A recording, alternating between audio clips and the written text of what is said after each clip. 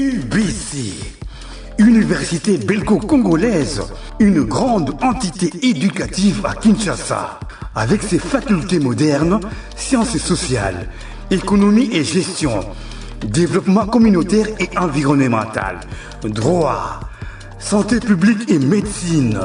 L'UBC décerne des diplômes reconnus mondialement. Ici, qualité et rigueur sont les maîtres mots.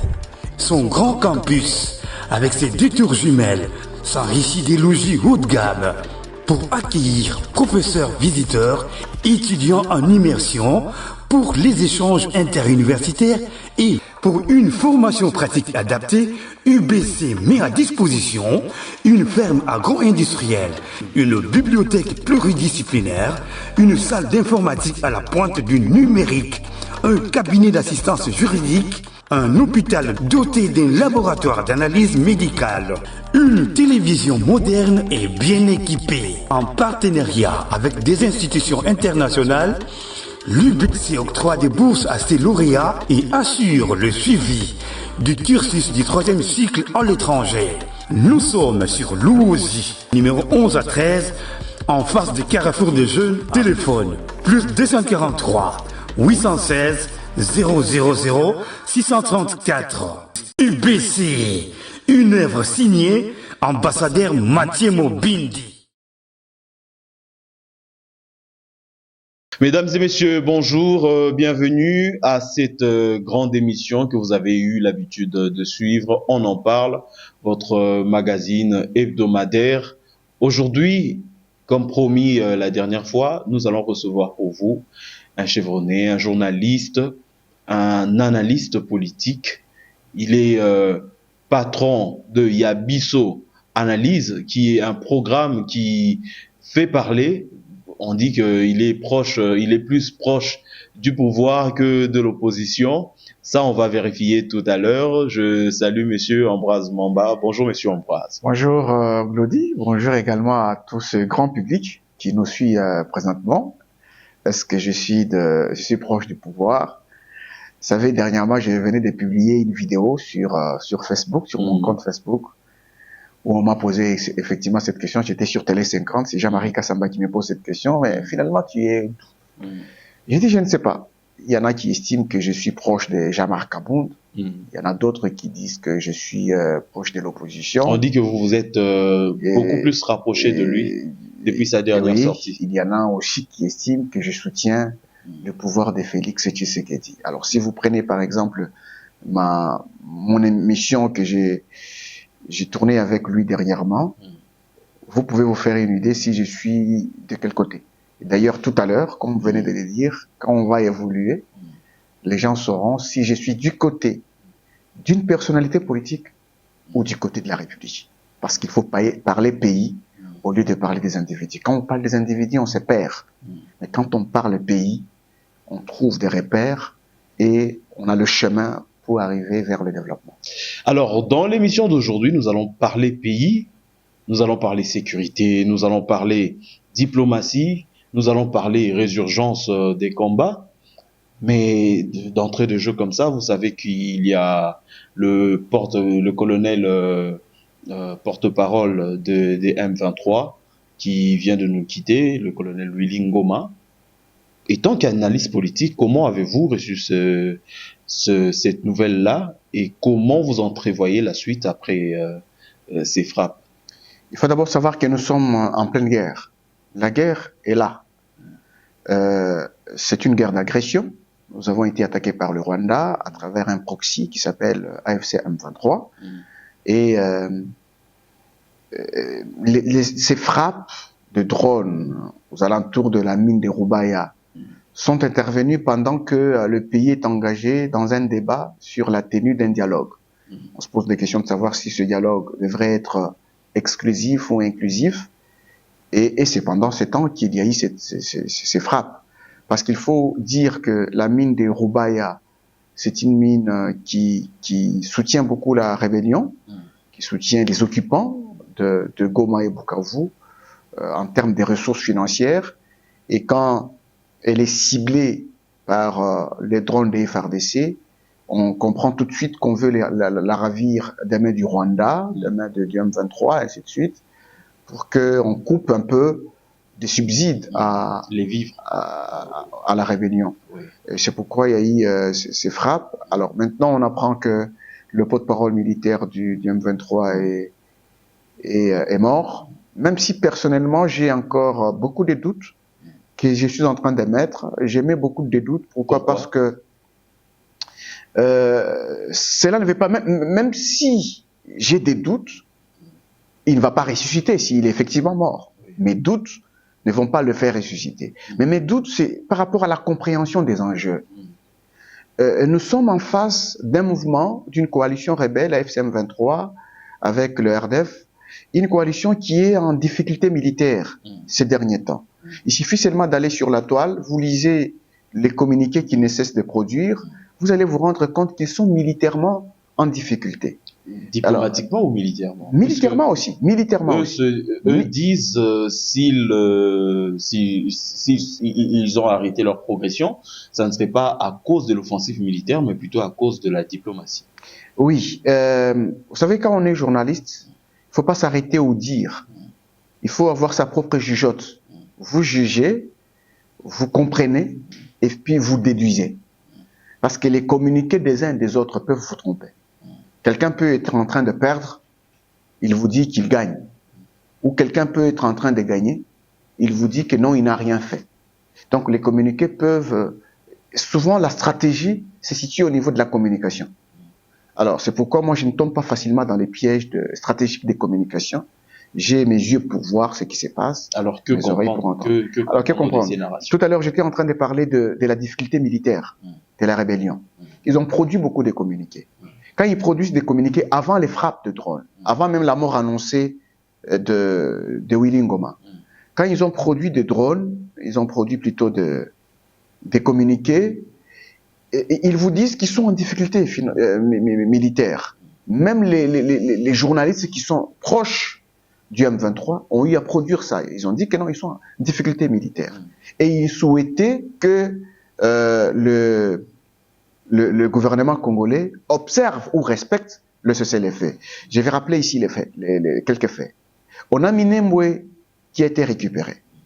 On a non seulement Minembwe, il y a eu aussi d'autres territoires qui sont récupérés par les FARDC. Alors, tous ces territoires qui sont récupérés par les FARDC prouvent à suffisance qu'il y a en fait, d'une certaine manière, on a inversé les rapports de force militaires. C'est pourquoi ils produisent ces communiqués. Et maintenant qu'on en arrive à la mort de Willy Ngoma, lorsqu'on en arrive à la mort de Willy Ngoma, on trouve que ça peut à la fois être une stratégie de communication pour obtenir le cessez-le-feu de la part de la communauté internationale pour se réorganiser. Rappelez-vous que il y a bien longtemps, plusieurs fois, lorsque ils avaient vraiment les déçus sur le plan militaire, sur les théâtres des affrontements, chaque fois qu'on parlait cessez-le-feu, la partie gouvernementale observait les cessez-le-feu, mais la partie du M23 ne l'observait pas. Et chaque fois, Kinshasa était pris des cours. Mais il n'y avait pas encore Doha. Chaque fois, non, Doha avait déjà commencé. C'est un processus qui date de très longtemps, Doha. Doha a commencé depuis très longtemps. C'est un processus qui a commencé depuis très longtemps. Rappelez-vous que Doha a même vu le jour avant Washington. Oui. Ouais. Donc c'est un processus qui commence depuis très longtemps. On parlait de cessez-le-feu depuis très longtemps à Doha. Mais chaque fois que Kinshasa observait les cessez-le-feu, la partie rebelle ne l'observait pas, elle avançait. Et Kinshasa était toujours pris de court. C'est comme ça que Kinshasa s'est dit, mais chaque fois que moi je respecte les cessez-le-feu, eux ne le respectaient pas. Et je pense que cette fois-ci, Kinshasa a vu les choses autrement. Il change de stratégie. Et maintenant que nous sommes militairement un peu forts, nous avons des partenaires, nous avons eu à signer des accords, est-ce qu'il faut continuer à observer le cessez-le-feu? C'est là que je dis que la mort de Willy Ngoma, quelque part, elle fait mal aux rebelles, mais elle peut réjouir la partie gouvernementale parce que nous sommes en pleine guerre. Il n'y a pas de cadeaux qu'on se fait. Ce ne sont pas des cadeaux qu'on doit faire à qui que ce soit. Oui, mais... Et la RDC, vous savez, la RDC est en train de se défendre. Quelque part, on peut parler de légitime défense. Oui. Elle se défend face à une agression étrangère, Oui, le Rwanda. mais le tout, c'est de savoir si cette offensive, cette mort, la mort de Willy Ngoma ne représentera pas un blocage pour le dialogue futur. Qui cherche le dialogue? Je sais que c'est vous qui posez les questions. Moi, je réponds. Mais moi, je pose la question de savoir, au stade actuel, qui a besoin du dialogue? Les deux Est-ce que parties. c'est Kinshasa ou c'est le rebelle? Ou ce sont les rebelles qui ont besoin de dialogue? Les deux parties, je pense, puisque c'est Kinshasa qui est d'abord allé à Alors, Doha. si ce sont les deux parties qui ont besoin de dialogue, que veut obtenir Kinshasa à travers le dialogue et que veut obtenir la FCM 23 à travers le dialogue? Kinshasa la paix, la FC M23 les revendications, ses revendications. Alors, c'est quoi les revendications du M23 AFC à ce moment-là? Et si les M23 veulent obtenir ces revendications, ça signifie que militairement, elle n'est plus à mesure, cette rébellion, de renverser le pouvoir de Kinshasa, si elle veut le dialogue. Oui, mais Parce qu'elle vient pour renverser le pouvoir. Ma question c'est, est-ce que l'offensive de Kinshasa sur l'FCM 23 autour de la mine, avec la mort de Willy Ngoma bien sûr, ne représentera pas un blocage, puisque voilà la FCM pourquoi, 23 se dira, bon, moi je viens de perdre un de mes lieutenants, est-ce qu'il faudrait qu'on continue à parler? Voilà pourquoi j'ai posé la question de savoir qui a besoin du dialogue. Quand vous parlez du dialogue, il faut bien comprendre ce processus. Qui en a besoin actuellement? Est-ce que vous pensez que Kinshasa peut accepter un dialogue dans un contexte des rapports de force défavorables? Est-ce que Kinshasa peut accepter ce dialogue? Où Goma et Bukavu sont occupés, il accepte le dialogue, et quand il va autour de la table avec la SM23, la FCM23 dit à Kinshasa, nous sommes venus vous demander de démissionner. Oui, mais le président de la République l'a dit, il est d'accord. Je donne un exemple. Le président de la République a dit qu'il est d'accord pour le dialogue. Mais seulement, il a posé une certaine conditionnalité, c'est que le dialogue doit se faire ici à Kinshasa. Il a dit ceci. Oui. Si dialogue il y a, il devrait. Les institutions. Il devrait. Oui. Ça signifie que dans sa tête, Tshisekedi ne voit pas encore le dialogue. Mais il évoque une possibilité. Il devrait. Il évoque une possibilité de la tenue d'un. Si j'en arrivais, si j'en arrivais à accepter la tenue d'un dialogue, il se tiendrait au pays. Oui. C'est ce qu'il dit. Si j'en arrivais à accepter la tenue du dialogue, il se tiendrait au pays. Mais puisque je ne suis pas encore arrivé à cette option-là, eh bien, on continue à se battre. Non, mais c'est une évolution par rapport au nom qu'il avait donné avant. Quand il disait « je n'aurai jamais en face de moi Paul Kagame ou les pantins », on voit que même dans le langage a évolué. Oui. Ça veut dire qu'il y a une possibilité, on se rapproche plus vers une tenue imminente du dialogue entre... Oui, je comprends bien, mais je ne sais pas si vous comprenez aussi ce que je dis. Oui. On se rapproche vers la tenue imminente du dialogue. Tshisekedi n'est pas contre le dialogue. Il accepte le dialogue. Mais il veut un dialogue où il peut arriver à faire gagner son pays. C'est ça son problème. Un dialogue où il peut arriver à faire gagner son pays. Pas un dialogue où il va faire perdre son pays. Parce que si il accepte un dialogue dans un contexte de rapport militaire défavorable à lui, il fait perdre son pays. Pourquoi il va faire perdre son pays? Glody, est-ce que vous savez qu'actuellement, les opérations militaires de l'AFC M23 sont guidées à partir de Kigali? Est-ce que vous le savez? Vous m'informez? Non. C'est confirmé par l'ONU. L'ONU a confirmé que les opérations militaires sont guidées à partir de Kigali. Ça, c'est la première chose.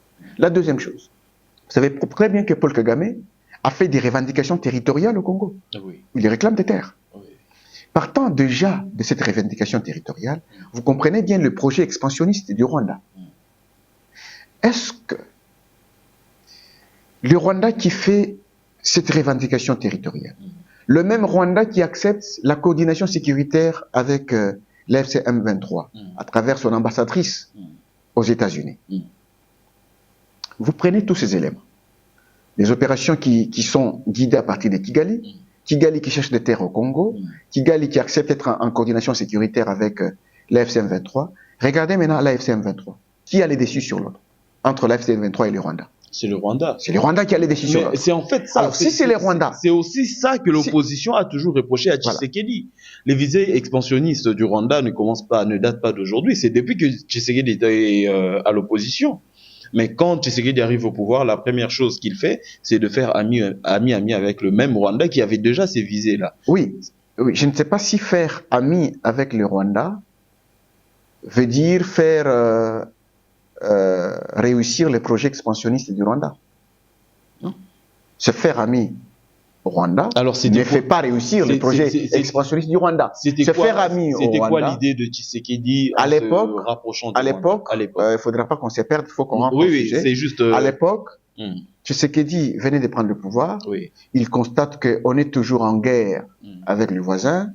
Il sait qu'au niveau de la géopolitique, les voisins veulent faire la guerre comme un fonds économique pour avoir des ressources pour son pays.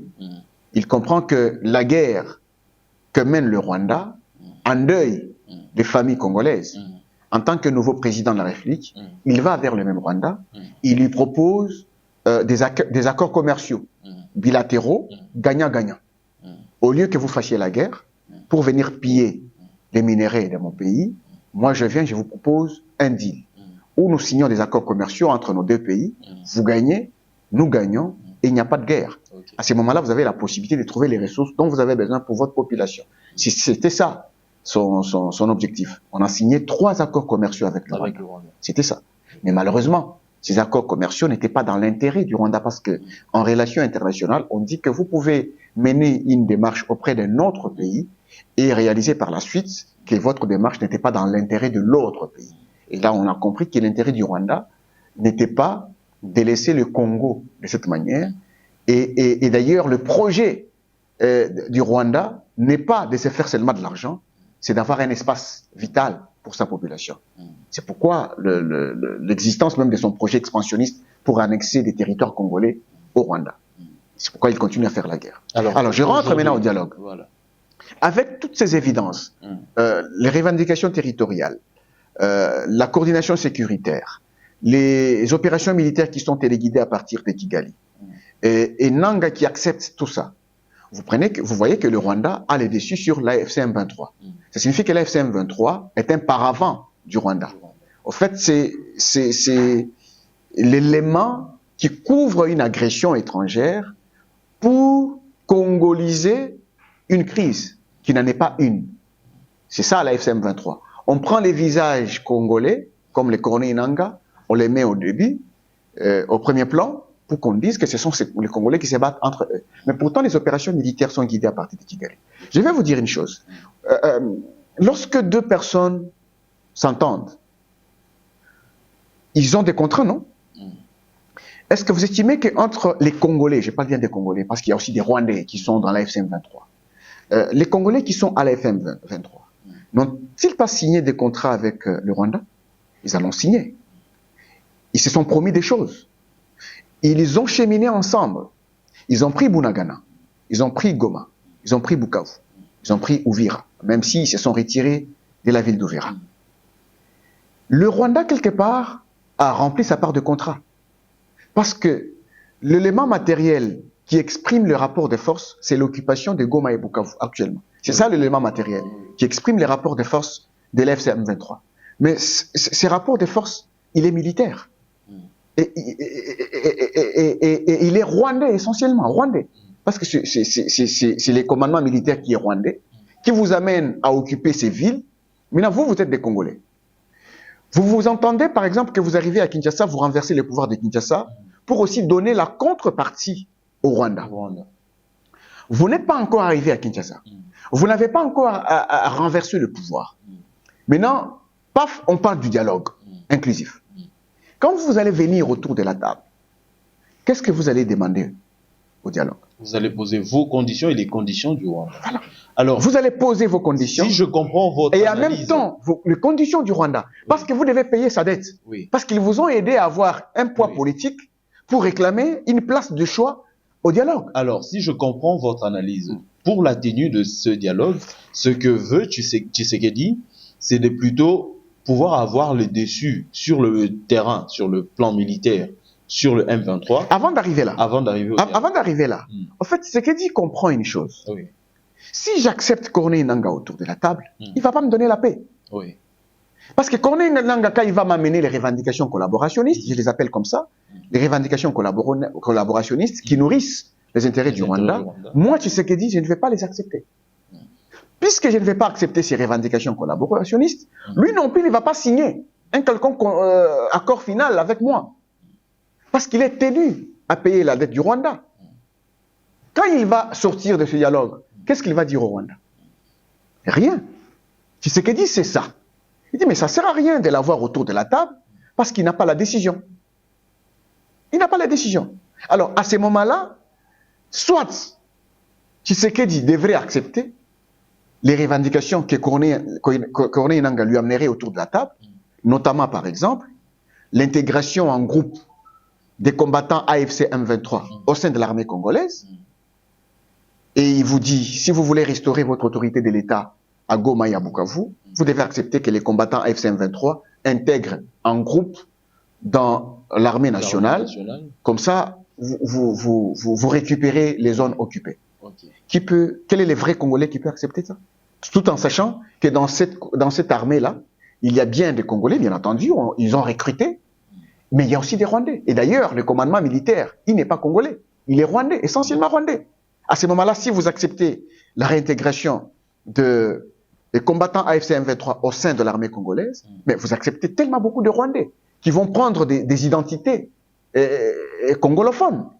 Et quand ils prennent des identités qui sont congolais, ils vous donnent l'impression qu'ils sont des Congolais, mais ils auront toujours leur cordon ombilical lié au Rwanda. Ils viennent dans votre armée, ils pensent servir la RDC, mais pourtant, ils servent le Rwanda. Alors, ils peuvent également vous dire que non seulement ils réintègrent en groupe ce qu'on appelle le brassage, le FRDC, mais ils doivent rester dans la partie Est. Ils gardent le couloir, ainsi de suite. Quel est le vrai Congolais qui peut accepter ça? Personne. C'est pour cela que Tshisekedi trouve l'inutilité d'un tel dialogue avec des Congolais, qui demeurent Congolais, qui ne vont pas changer. Ils demeurent Congolais. Ils veulent qu'effectivement, c'est pour cela qu'on est allé vers Washington. On a signé un accord de paix en bilatéral avec le Rwanda. Le Rwanda retire ses troupes du territoire congolais. Il part. Il a trouvé son compte dans cet accord. Il n'est pas sanctionné. Il a trouvé un autre compte dans le deuxième accord qu'on appelle l'accord cadre économique d'intégration régionale. Il va se retrouver au travers de cet accord. Les autres pays de la sous-région également, le Burundi, l'Ouganda et le Kenya. Alors, et quand il va se retrouver au travers de cet accord, on peut parler de la paix, mais le Rwanda a refusé. Donc, Tshisekedi voulait que le Rwanda trouve son compte à travers ces accords, il retire ses troupes, on reste avec les Congolais, on ne peut pas refuser de tenir ce dialogue entre nous pour qu'on fasse gagner le Congo. Pas Tshisekedi, mais que l'on fasse gagner le Congo. Que demain, même si Tshisekedi est parti, qu'on ait une armée bien structurée. Qu'on ne puisse pas avoir une armée infiltrée comme auparavant, désarticulée comme auparavant. Qu'on puisse avoir une armée, même si un autre pays, nous avons beaucoup de voisins. On n'en a pas que le Rwanda. Hein? Nous avons beaucoup de voisins. Nous en avons 9. Même si un autre voisin cherchait à agresser la RDC, eh bien, la RDC se retrouverait en force, en position avec une armée dissuasive, forte, pour faire échouer une quelconque agression. Alors, voilà un peu l'idée de Tshisekedi. Ça veut dire, si je vous suis bien, Tshisekedi n'est pas encore prêt pour le dialogue. Il est déjà prêt. Mais les réalités des terrains ne lui permettent pas de tenir ce dialogue maintenant. Je viens de vous l'expliquer. Vous êtes Congolais. À sa place, vous feriez quoi? Vous accepteriez ce dialogue comme ça? Pour que des gens viennent, regardez. Vous connaissez les tactiques des dialogues politiques? La première chose que cherche un mouvement rebelle, c'est sa légitimité. Non, parce qu'un mouvement rebelle, c'est comme une milice. Mais là, on a l'impression que l'AFC M23 est déjà légitime puisqu'on est en discussion à Doha. Oui, justement. C'est pourquoi je dis, je reviens là-dessus. Mais parce qu'elle cherchait la légitimité. Vous n'avez pas vu que Doha n'a produit aucun accord? Vous n'avez pas vu ça? Maintenant que nous sommes en discussion là-bas, il faut maintenant un dialogue politique avec l'autre classe politique qu'on appelle le dialogue inclusif. La première chose que cherche un mouvement rebelle, c'est sa légitimité. Vous avez la légitimité de parler directement avec le pouvoir. Dès que vous acceptez les dialogues, la première chose, Nanga peut vous dire, je vais discuter en personne avec Tshisekedi lui-même. Il vous fragilise. Or, Tshisekedi est un président réélu, qui a l'impérium du pouvoir, qui a la légitimité. Lui va vous donner l'impression qu'il combat la légitimité, ce qui est faux. Nanga ne combat jamais la légitimité de Tshisekedi. Parce que quand Tshisekedi a été réélu en 2023, Nanga avait déjà été rebelle, il avait déjà annoncé la rébellion de l'AFC. Oui. Il va vous donner l'impression qu'il combat la légitimité, ce qui est faux. Alors, il vous dit, non, je veux discuter avec Tshisekedi. Il va vous demander quelque chose de fort. Si vous ne l'acceptez pas, il vous dit, non, je ne participe pas. Il commence à vous faire chanter. Ou bien il vient, il participe à ces dialogues, 2, 3 jours, 4 jours après, il claque la porte. Il vous met encore en difficulté. C'est pour montrer à tous ceux qui demandent ce dialogue inclusif, qui ne connaissent pas les tactiques de négociation. Alors, puisque nous parlons dialogue, parlons de l'opposition. Martin Fayulu, il est d'accord pour que le dialogue s'y tienne, mais lui, de son côté, veut que le dialogue puisse se tenir sous le format proposé par la SENCO et l'ECC. Alors, vous pensez que Fayulu pourra aller au dialogue, malgré que Félix Tshisekedi n'est pas en accord avec le format SENCO et CC? Vous pensez que Fayulu pourra aller au dialogue sans SENCO et CC, ou, pour vous poser la question clairement, que cherche Martin Fayulu? Ah, très bien. Que cherche Martin Fayulu, comme tous les autres opposants politiques? En fait, Martin Fayulu, d'abord, en tant qu'opposant, il ne peut faire aucun cadeau au pouvoir de Tshisekedi. Aucun cadeau au pouvoir de Tshisekedi. Même s'il ne peut pas faire de cadeau à Tshisekedi, mais en même temps, il a un sentiment patriotique en lui qui rejette l'agression de la RDC par le Rwanda. Rappelez-vous qu'il avait demandé à Joseph Kabila de quitter Goma. Rappelez-vous qu'il avait demandé au Rwanda de se retirer de la RDC. Alors, en même temps, il joue avec le 2, Martin Fayulu. Il s'est dit, oui, mais je dois dire non au Rwanda. Mais en même temps, je ne dois pas faire des cadeaux à Tshisekedi. Martin Fayulu s'appuie, sans le dire, au rapport des forces militaires de l'AFC M23. Il s'appuie au rapport des forces militaires de l'AFC M23, sans le dire, pour qu'il obtienne lui aussi ce qu'il veut auprès de Tshisekedi. Alors, qu'est-ce qu'il veut? Qu'est-ce qu'il veut, par exemple? Je ne suis pas en lui, je ne veux pas spéculer, mais en tant qu'analyste politique, je sais qu'un opposant politique veut obtenir quoi, par exemple? Il peut obtenir une possibilité de se faire une santé financière. Ça, c'est la première chose. La chose qui peut faire tomber Tshisekedi, ce sont les rapports des forces militaires qui lui apporte la FCM23. Il peut obtenir, par exemple, le respect de la Constitution. Parce qu'on soupçonne Tshisekedi de vouloir modifier la Constitution pour se représenter au-delà de 2028. Voilà. Il peut l'obtenir au travers de cela. Il peut en même temps obtenir, je l'ai déjà dit, une ouverture politique pour la formation d'un gouvernement d'union nationale.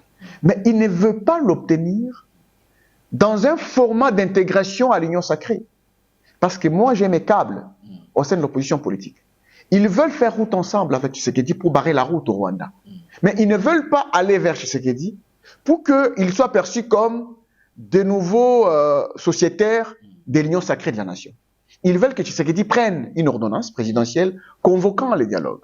Comme ça, il s'appuie, il se cache derrière cette ordonnance présidentielle pour aller vers Tshisekedi afin maintenant, cette fois-là, de faire une déclaration officielle de soutien aux institutions de la République contre l'agression rwandaise.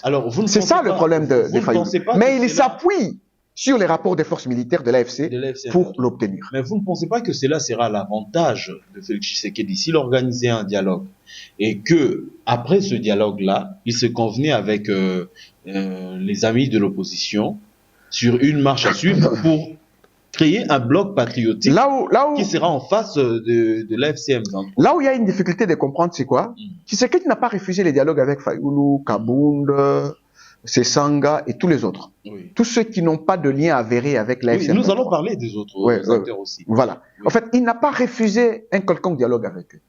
Mais le problème se situe au niveau de des belligérants armés.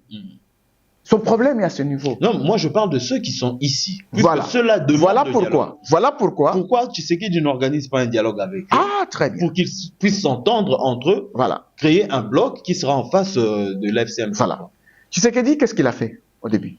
N'a-t-il pas organisé les concertations nationales? Pouvez-vous poser la question comment Adolphe Muzito a pu intégrer au gouvernement? Les concertations avec les Rwandais. Voilà. C'est effectivement ça, ce dialogue. Avec les autres opposants. Mais c'est ce format-là que l'opposition ne voulait pas. Je dis, vous savez, nous sommes en politique. Vous avez les élections de 2023. Est-ce que vous estimez que l'existence d'une opposition politique fait allusion à une crise politique au pays? Non. Est-ce que l'existence d'une opposition politique fait-elle allusion à l'existence d'une crise politique? Non. Non. Ce sont des opposants politiques. Mais comment ils peuvent imposer à un président réélu un format de dialogue? Au nom de quoi? Au nom de quoi ils imposent à un président élu un format de dialogue qui est dans son mandat? Deuxième chose, ce sont les mêmes opposants. Au nom d'une crise sécuritaire qui oblige tous les Congolais à être ensemble. Mais comment être ensemble si on ne se parle pas? Voilà. Maintenant, au nom de la crise sécuritaire, cette crise sécuritaire, qui n'est pas politique, fait qu'il y a des institutions qui la gèrent. Des institutions qui sont dans le secret des dieux, comme on dit.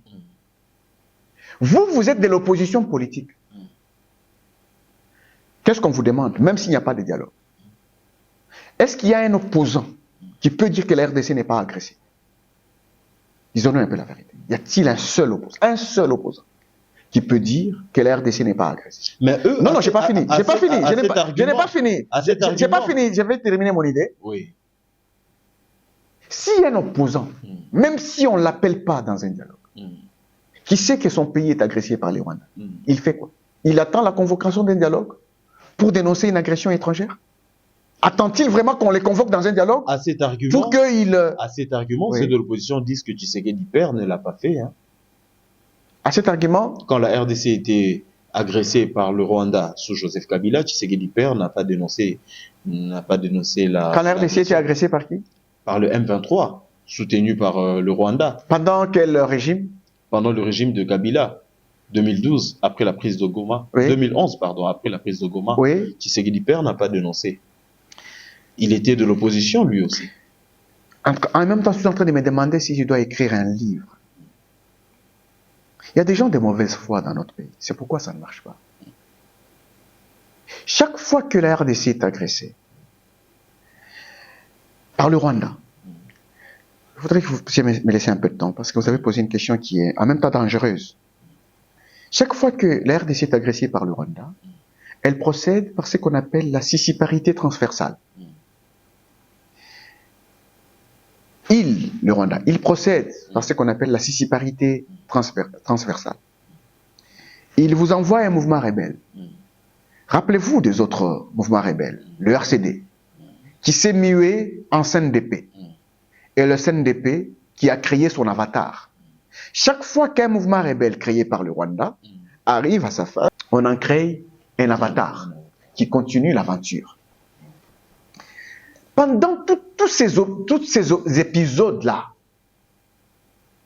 ce n'était pas officiel, ni au niveau des Nations Unies, ni au niveau du Rwanda, ni au niveau de l'Union africaine. Il n'y avait rien d'officiel que la RDC était agressée par le Rwanda. Non, mais Goma a été pris. Goma a été pris. Par un mouvement supposé congolais, Oui. le RCD Goma. Mais Par un mouvement supposé congolais soutenu par le Rwanda. soutenu par le Rwanda, Oui, oui. il y avait déjà... Oui, des soutenu rapports par à le ce Rwanda. moment-là. Soutenu par le Rwanda, c'est différent de RDC agressé par le Rwanda. C'est différent. Mm. Parce que là, on est dans la congolité de la crise et non dans l'agression étrangère. Ok. C'est pourquoi je dis que pendant tous ces épisodes, il n'y avait rien d'officiel par rapport à l'agression de la RDC par le Rwanda. Pour cet épisode D'ailleurs, c'est la toute dernière guerre que les Rwandais devraient éviter de livrer à la RDC. C'est la dernière guerre que Paul Kagame devrait éviter de livrer à la RDC. Parce que cette guerre ici nous a révélé ce que nous ne connaissions pas. Au fait, ce que nous connaissions, mais qui n'était pas officiel. Qu'est-ce que cette guerre nous a révélé? Le Rwanda est passé aux aveux, avec son projet expansionniste. C'est officiel maintenant, que le Rwanda cherche des terres. Le Rwanda est passé aux aveux. Vous savez que plusieurs fois, même pendant cet épisode, le Rwanda plusieurs fois a nié d'être avec le M23. Vous savez ça? Oui. Oui. Mais qu'est-ce qui a fait que les Rwandais enfin reconnaissent d'être avec le M23? Ils reconnaissent, ils disent qu'ils... Je n'ai pas fini, c'est un fil d'idées qu'il faut qu'ils arrivent à la fin pour permettre à ceux qui nous écoutent de saisir. Le Rwanda a reconnu une collaboration. Une coordination. Une coordination, oui. Coordination sécuritaire. Cette fois-ci, c'est officiel que les opérations militaires sont guidées à partir de Kigali. Ça ne l'était pas par le passé. Cette fois-ci, c'est officiel que l'ONU a confirmé que les Rwandais participent de manière directe, agressent la RDC, de manière directe. C'est dans la résolution 2773. C'est officiel. C'est différent des autres épisodes. Ça veut dire que cette guerre n'est plus une rébellion, cet argument de l'opposition. Cet argument de l'opposition. C'est une agression. Cet argument de l'opposition, de rappeler ce qui s'est passé avec les autres, effectivement, il faut leur poser maintenant la question. Est-ce que les éléments étaient les mêmes à l'époque et aujourd'hui? Les éléments ne sont pas les mêmes. Ce qui détruit ce pays, c'est ce qu'on appelle la haine. La haine de pouvoir faire payer à l'autre, malgré les évidences que l'on a en face. Alors, c'est pourquoi l'opposition dit, non, Étienne Tshisekedi à l'époque n'avait pas fait ceci. Mais aujourd'hui, nous sommes dans un autre contexte. Nous sommes dans un autre contexte.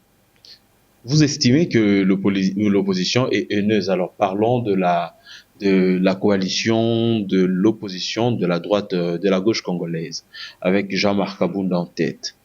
Jean-Marc Abound, qui lui aussi n'est pas d'accord avec le format proposé par Félix Tshisekedi. Ils sont tous d'accord que le dialogue doit être convoqué par Félix Tshisekedi comme président de la République, mais ils ne sont pas d'accord que le dialogue s'efface sous les conditions imposées par Félix Tshisekedi. Je crois déjà avoir répondu à cette question. Jean-Marc Abound est un acteur politique. Il fait la politique active. Vous savez pourquoi ça me fait rire? Pourquoi? Parce que je crois déjà avoir répondu à cette question. J'ai dit que moi, je suis journaliste. J'ai ma manière d'analyser les faits. Là, je suis sur un plateau de télévision. On me pose une question. J'ai dit ce que je pense, ce que je vois. Mais Jean-Marc Abound est un opposant. Il est dans la politique active. Si vous avez suivi son interview à TV5, il dénonce le fait. D'ailleurs, il a confirmé l'agression rwandaise. Oui. Je le dis aussi tout à l'heure. Jean-Marc Abound est contre l'agression de la RDC par le Rwanda. Il l'a dit. Jean-Marc Abound, j'ai même publié l'extrait de la vidéo. Jean-Marc Abound a soutenu le fait que l'AFC M23 est un paravent du Rwanda. Et c'est l'élément qui couvre une agression. Il l'a dit. Mais en même temps, quand il évolue, il part maintenant au dialogue, il dit effectivement ce que Tshisekedi dit. Mais en d'autres termes, il dit, on ne peut pas tenir un dialogue sans l'AFC M23. Pourquoi il dit ça? Parce qu'il estime que ceux qui ont pris les armes, s'ils ne sont pas autour de la table, on ne peut pas avoir la paix. Et il a raison. Mais comment ceux qui ont pris les armes seront autour de la table si le dialogue est obligatoire, il doit être obligatoirement tenu à Kinshasa? C'est cela, j'étais en train d'arriver là. Parce que tu m'entrecoupes beaucoup. Alors, maintenant, il comprend que non, mais ceux qui ont pris les armes, s'ils ne sont pas autour de la table, on ne peut pas avoir la paix. Et il a raison. Et tu sais qu'il le sait aussi. Mais là où on se trompe, c'est à quel niveau? C'est de croire qu'en ayant Corneille Nangaa autour de la table, on aura la paix. On se trompe pourquoi? Parce que Corneille Nangaa dépend du Rwanda. il n'est pas chef de lui-même. Corneille Nangaa dépend du Rwanda. L'occupation militaire est tenue dans les mains du Rwanda, pas dans les mains de Corneille Nangaa. Dites-moi, autour de la table, si Corneille Nangaa vient, je l'ai déjà dit, il part du Rwanda, bon, nous avons tenu le dialogue, nous sommes entendus, vous pouvez maintenant rentrer chez vous. Le Rwanda va lui dire, où est ma part? Corneille Nangaa va lui dire. Il va lui dire, moi, s'il n'y a pas ma part, moi, je ne déplace pas mes militaires. Nangaa va lui dire quoi? Soyons un peu clair.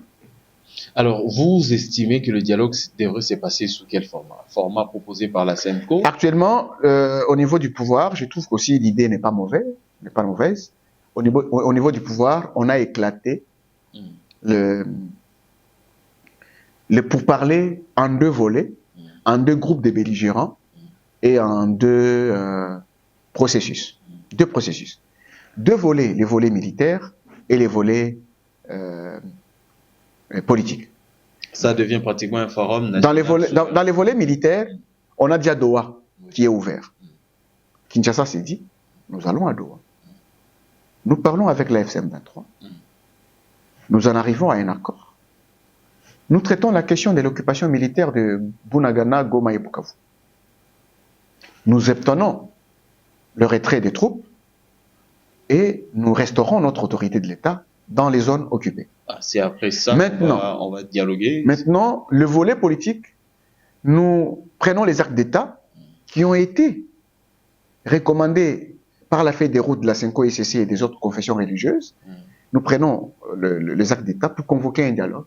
Cette fois-là, avec les autres politiciens qui n'ont aucun lien avéré avec la FCM23. Okay. Et là, on parle politique, on s'entend sur comment on pourrait faire pour les échéances futures.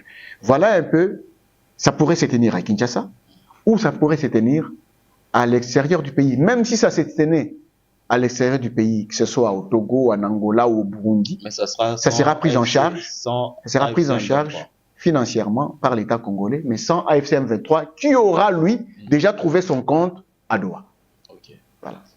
Alors, le cas de Sauvons le Congo, que Patrick Mouya appelle Sauvons le Rwanda en République démocratique du Congo. Sauvons le Congo, il appartient à l'ancien président Joseph Kabila. Il a été créé effectivement par l'ancien président, comme je viens de le dire, mais vous savez que l'ancien président est condamné par la justice militaire congolaise. Si nous nous en tenons à ce qui est officiel, en étant condamné par la justice militaire congolaise, ça signifie qu'il est en lien avéré avec l'AFC M23. De ce point de vue, il doit être concerné par ce qui s'est fait à Doha. Alors, parlons changement de la Constitution. On a entendu un débat qui vient de ressurgir. Fati n'a pas une mission, n'a pas un mandat, il a une mission. Et il y a des proches du président de la République qui ont fait ressurgir le débat du changement de la Constitution. Comment trouvez-vous l'idée du changement de la Constitution, surtout de ce débat-là, pendant cette période? Bon, la première chose, c'est que le changement de la Constitution a toujours un débat très sensible, parce que quand on en parle, on voit tout de suite celui qui est au pouvoir, on estime qu'il veut toucher quelque chose pour se donner la possibilité de se représenter encore. Je pense que c'est ça le problème. C'est tellement tentant, c'est un sujet tellement tentant. Vous savez que le PPRD à l'époque voulait changer la Constitution. Rappelez-vous de l'ouvrage du professeur Évariste Ebochab, lui-même qui donne encore une autre doctrine sur la date des vies d'une Constitution qui s'élèverait à 17 ans. Alors, rappelez-vous de son ouvrage entre la révision de la Constitution et l'inanition de la nation.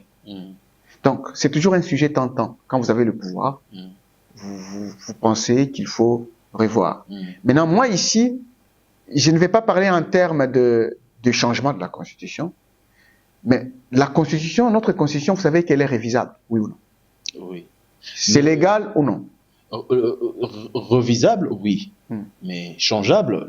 La Constitution n'a pas donné de mécanisme de son propre changement, de sa révision, oui. D'accord. Parlons des révisions. Ce qui est légal.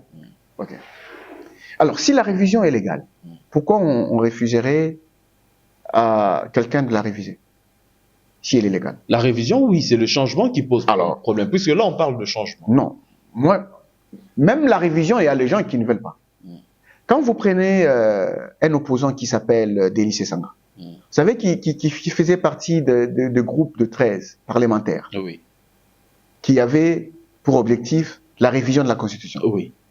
Posez-lui la question aujourd'hui s'il accepte la révision de la Constitution pour laquelle il avait créé le G13. Il va vous dire non. Pourquoi il vous dirait non? Lui qui avait milité en faveur de la révision de la Constitution. Non, mais il dit que le temps ne s'y prête pas, puisque... Alors, là, pendant qu'il se battait là, il se battait pour quel temps?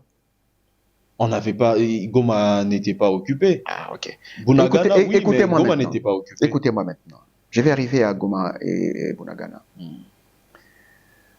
Vous savez, la Constitution, depuis 60, la Constitution congolaise, depuis 60, a toujours été révisée. En 60, la Constitution qui nous avait été imposée par la Belgique, par les Belges, avait été révisée. Plusieurs fois. Lorsqu'on révise la Constitution, on le fait pourquoi? On adapte la Constitution aux réalités socio-politiques du moment pour se donner la possibilité de bien gérer le pays. La Constitution des 60 a été révisée plusieurs fois. Nous avons eu une deuxième Constitution en 64, ce qu'on appelle la Constitution des Louis-Bourg. Celle-là n'a pas vécu longtemps. Parce qu'après 64, Mobutu a fait son coup d'État en 65. Il a renversé le pouvoir de Joseph Kasavubu. Il a pris le pouvoir. Et il a mis la pause sur la Constitution des 64. Mobutu nous a donné sa Constitution en 67. La Constitution de Mobutu, des 67, a été révisée 16 fois. Faites les recherches. Vous allez trouver que la Constitution de Mobutu a été révisée 16 fois. Je n'ai pas mes notes ici. Je vous aurais lu toutes les fois que la Constitution de Mobutu a été révisée. Lui-même, Mobutu, il prend sa Constitution, il la révise. Vous arrivez en 97. Laurent Désiré Kabila prend le pouvoir. Il suspend cette Constitution. Il prend un décret constitutionnel pour se permettre de gérer le pays. Son décret constitutionnel à lui-même Laurent Désiré Kabila, il l'a révisé 3 fois. Son décret constitutionnel. Posez-lui maintenant la question. Pourquoi il l'a révisé 3 fois? Parce qu'il a estimé que la première version a contenu certaines clauses qui ne permettent pas de gérer certaines situations. Oui, mais c'est pourquoi il change. L'opposition... Je n'ai pas fini. Même je n'ai pas fini. Je n'ai pas fini. Laissez-moi d'abord terminer. Laissez-moi d'abord terminer. Et quand vous prenez la Constitution de 2006, elle appartient à qui? À Joseph Kabila qui l'a promulguée en 2006, le 18 février 2006. Elle a totalisé 20 ans. Il y en a qui estiment qu'elle a vieilli. Il y en a qui estiment qu'elle n'est pas adaptée aux réalités sociopolitiques du moment. Mais Joseph Kabila lui-même l'a révisée une seule fois, en 2011. Pour changer le tour. La question que je voulais vous poser, c'est vous qui posez des questions. Lorsque Joseph Kabila promulgue la Constitution de 2006, par rapport à la présidentielle de 2 tours, 2 tours de la présidentielle, l'idée du constituant, c'est quoi? Il faut permettre à un président de la République d'être élu à la majorité absolue, d'avoir la légitimité, parce que le pays avait une crise de légitimité du pouvoir. Au premier tour, à la présidentielle de 2006, Kabila n'avait pas la majorité absolue. Il avait 48%, quelque chose comme ça. Bemba en avait 20. On est allé au second tour. Ça a permis à Kabila d'être élu avec la majorité absolue de 58%, quelque chose comme ça. Je peux me tromper sur les chiffres. Il a obtenu cette majorité absolue pour se conformer à l'intelligence du constituant, avoir la légitimité de pouvoir. Nous en arrivons en 2011, le même Kabila, il change la Constitution, il modifie cette clause pour passer de 2 tours à un seul tour. Et il a été élu, réélu, à la présidentielle de 2011 avec 33%, quelque chose comme ça. 33%, ce n'est pas la majorité absolue. Ce n'est pas la légitimité.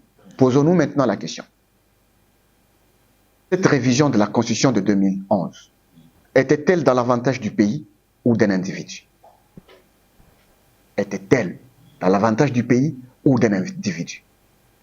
Mais les gens ont parlé. Mais elle a été révisée. Ce n'était pas un changement, c'était une révision. Mais une révision qui coûte cher à la République. Parce qu'il est passé sans la légitimité de pouvoir, qui viole le pacte républicain de Sun City. Est-ce que vous allez empêcher à l'UDPS, parti au pouvoir, de laisser aussi une écriture constitutionnelle? Alors, comme ce fut le cas en 60, en 67, en 97, en 2006? Vous allez vraiment empêcher à l'UDPS de faire ce qui est légal? La question qui est parce que vous estimez que ce n'est pas le moment? Parlons du moment. Oui, parlons du moment. Vous parlez de la guerre. Oui. Je vous rappelle, la guerre actuelle n'a rien à voir avec la constitution congolaise. Rien. Si on doit être vrai. La guerre actuelle n'a vraiment rien à voir avec la constitution congolaise. La guerre actuelle, je parle de l'épisode actuel, a éclaté en 2021. Le Rwanda a agressé la RDC par Tchanzu et Runyoni en 2021. Tshisekedi venait de prendre le pouvoir en 2019, le 24 janvier 2019. 2021, la RDC est attaquée par le Rwanda, par Tchanzu et Runyoni. Y avait-il un débat lié au changement ou à la révision de la Constitution? Non, aucun débat n'existait à l'époque. Bunagana est tombé dans la nuit du 12 au 13 juin 2022. Y avait-il un débat lié au changement ou à la révision de la Constitution? Non. Corneille Nangaa annonce sa rébellion le 15 décembre 2023, avant même la présidentielle de 2023. Parce que le débat sur les changements de la Constitution, elle a été soulevée après la présidentielle de 2023. Mais quand Corneille Nangaa devient rebelle, il annonce la rébellion de l'AFC. Il dit que nous sommes nombreux. Y avait-il un débat lié à la Constitution? Non. Pour ceux qui pensent qui parlent du moment, ce n'est pas vrai. Vous avez suivi Corneille Nangaa qui a dit c'est nous qui avons empêché les débats sur la révision de la Constitution. Il a raison. Il a raison, il n'a pas tort. Lorsqu'il y a eu la dégradation, la détérioration de la situation sécuritaire dans l'Est, Goma est tombé, les priorités changent. Les priorités de gouvernance changent. Les priorités de gouvernance changent.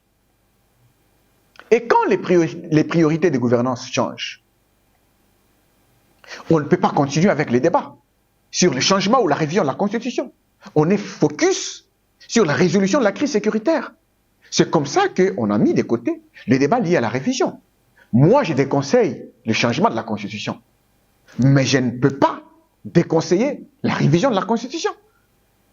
D'ailleurs, vous savez, quand il y a un dialogue, s'il y a un dialogue politique, qu'est-ce qui peut empêcher à la classe politique de s'entendre sur les dispositions à réviser? Ce qui fait couler beaucoup d'encre de salive, c'est l'article 220. Quand on parle de la révision de la Constitution, les gens disent non, il veut réviser parce qu'il veut toucher à l'article 220. Glody, vous êtes intellectuel. Vous avez fait des bonnes études. Allez-y lire la Constitution. Est-ce que l'article 220 est verrouillé? Disons-nous la vérité. L'article 220 est-elle verrouillée? Non. L'article 220 n'est pas verrouillé. Ce sont les matières qui sont contenues dans l'article 220 qui sont verrouillées. L'article 220 elle-même, elle n'est pas verrouillée. C'est un verrou non verrouillé. Ça veut dire qu'il y a des... Ça veut dire que quand il y a un verrou non verrouillé, on peut faire sauter les verrous pour aller maintenant attaquer aux matières. C'est pourquoi il y a des gens qui évoquent les constitutions des autres pays, le Niger par exemple. Quand vous allez au Niger, ils ont un article similaire à notre 220 qui verrouille certaines matières. Après cet article, ils ont maintenant un autre article, c'est l'article 175, qui verrouille celui-là. Okay. Qui verrouille celui-là. Le problème se situe à ce niveau. Alors, je sais que ça fait très mal qu'il y ait un président de la République qui s'éternise au pouvoir. Ça, personne ne l'accepte. Ce n'est pas bon de s'éterniser au pouvoir. Ça crée des lisures. Et quand ça crée des lisures, vous ne donnez plus quelque chose d'intéressant dans la gouvernance et pour aider le pays à aller de l'avant. Ici, il faut éviter les frustrations et bien entendu, il faut qu'effectivement, ceux qui sont en train de gérer actuellement respectent la Constitution. S'ils veulent réviser, qu'ils révisent ce qui est révisable, pourvu qu'on ne dise pas qu'on a touché aux fruits défendus. Donc, on peut réviser ce qui est révisable, mais permettre une alternance, ce n'est pas non plus mauvais. Préparer un bon dauphin pour qu'on puisse aller de l'avant, ce n'est pas mauvais. Alors, deux petites questions avant de finir. Vous avez dit que vous déconseillez le changement de la Constitution. La question, c'est pourquoi? Vous avez parlé de la préparation d'un dauphin. Alors, de l'œil de l'analyste politique, qui pensez-vous être assez calibré, assez outillé pour être le dauphin de Félix Tshisekedi sortant de l'Union sacrée? Bon, je commence par la dernière question. Vous savez, je ne peux pas les dire à la télévision. Non. Je ne peux pas les dire à la télévision. Mais vous pouvez donner un profil. Non. Je ne souhaite pas parler de cette question. Parce que les dauphins, qu'est-ce que l'on veut? On risquera de dire que vous pensez à Kabouya. Par exemple, on risquerait de croire que je pense à Kabouya, on risquerait de croire que je pense à Fayoulou, à Kabound ou à quelqu'un d'autre. Le problème ici, c'est celui-ci. Mais c'est pas à Kabouya que vous pensez. Vous savez que le Rwanda actuellement voit Tshisekedi comme un cauchemar. Est-ce que vous le savez? Tshisekedi est un cauchemar pour le Rwanda. Et le Rwanda, dans son projet expansionniste, ne veut pas avoir un président comme Tshisekedi. Non. Mais Tshisekedi... Qui n'est pas ouvert aux compromissions. Tshisekedi est dans son deuxième mandat, c'est le dernier selon la Constitution. Suivez-moi bien, vous allez comprendre ce que je veux dire. Le Rwanda voit Tshisekedi comme un cauchemar. Les Congo, nous devons choisir nos priorités et nos victoires. Nos victoires et nos priorités.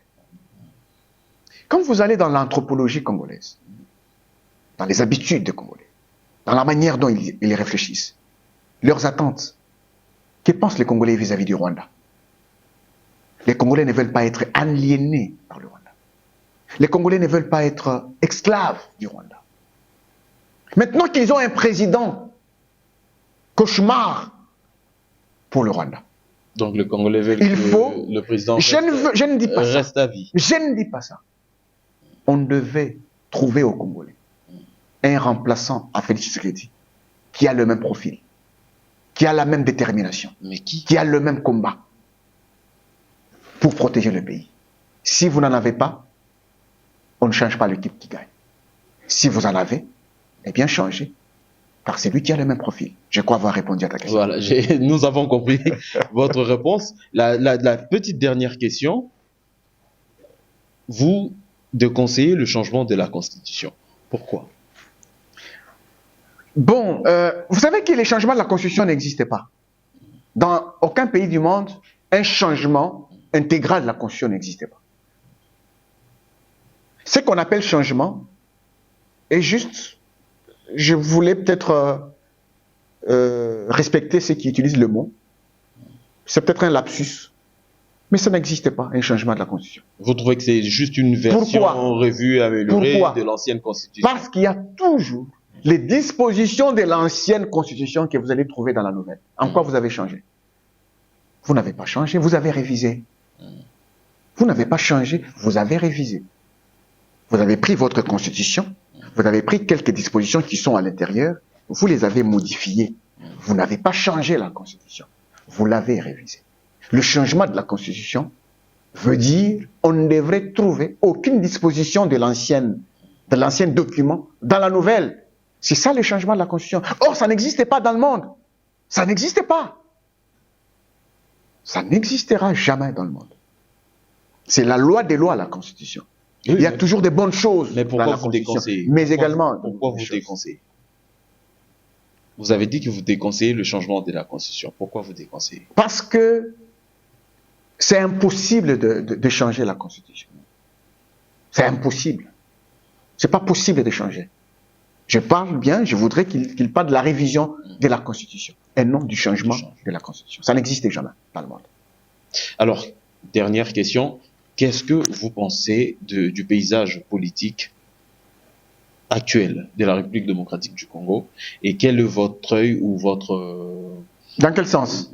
Le paysage politique? Le paysage, je parle des prises de position de tout un chacun. Moïse Katumbi et les autres qui sont à l'extérieur du pays, vous savez ce qu'ils pensent du dialogue. Ceux qui sont à l'intérieur du pays, vous savez aussi ce qu'ils pensent du dialogue. Le camp, le camp je vais vous dire une chose. La RDC a aussi ce qu'ils pensent du dialogue. Qu'est-ce que vous pensez? En ce qui concerne le dialogue, j'ai déjà répondu. Oui. Mais vous savez vous dire une chose. Est-ce que vous savez pourquoi ceux qui ont pris les armes réclament à tout prix le dialogue? Pourquoi? Joseph Kabila a besoin de recouvrer sa légitimité d'ancien président de la République. Joseph Kabila a besoin... Qu'il estime avoir perdu injustement. Non, laissez-moi terminer. Oui. Laissez-moi terminer. Ça, c'est un autre débat. Ça, c'est un autre débat. L'effet, il est là. L'effet, il est là. On avait assimilé la subornation des témoins de Jean-Pierre Bemba à la corruption. Tout le monde était d'accord? Non. Jean-Pierre Bemba avait été candidat? Non. Même si Joseph Kabila n'est pas d'accord. Mais l'effet est là. Il n'a plus sa légitimité d'ancien président de la République. Il n'a plus sa légitimité de sénateur à vie. Il n'a plus ses immunités parlementaires. C'est un condamné à mort. C'est un rebelle selon l'arrêt de la haute cour militaire. On est en même temps, c'est un condamné à mort, les Bertrand Bissimo. Ce sont des condamnés à mort. Moïse Katumbi? Moïse Katumbi en même temps. Non, pas Moïse Katumbi. Moïse Katumbi n'est pas un condamné à mort. Il n'est pas condamné, mais Moïse Katumbi avait été cité dans un rapport des experts de l'ONU comme ayant des liens avec l'AFC M23. C'est pour cela, le dialogue politique avec Tshisekedi permet à tout ce monde de se racheter. Permet à tout ce monde de se racheter. Si ça se termine sans dialogue, qui va les accepter au sein de l'opinion congolaise? N'allez pas dans les considérations d'autres tribales. Quand vous allez dans les considérations d'autres tribales, je peux vous dire qu'il y a des tribus naturellement, qui sont contre le régime Tshisekedi. Je ne vais pas les citer. Il y a des tribus qui, naturellement, ils sont contre le régime Tshisekedi. Même sans la guerre de l'agression, la guerre du Rwanda. Mais ils vont vous dire, non, nous n'aimons pas ces messieurs-là.